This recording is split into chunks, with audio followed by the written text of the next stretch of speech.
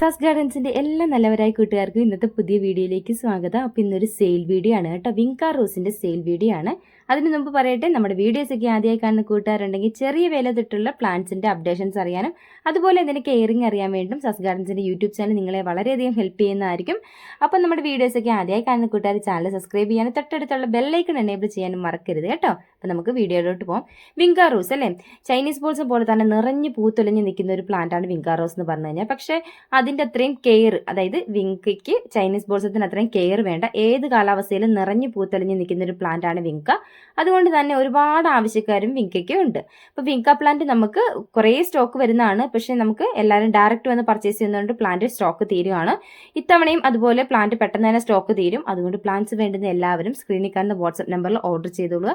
പ്ലാന്റിന്റെ price 5 പ്ലാന്റ്സിന് 300+ courier charge 80 രൂപയായിരിക്കും. Sree Gokulam speed and സേഫും DTDC ആയിരിക്കും കൊറിയർ വരുന്നത്.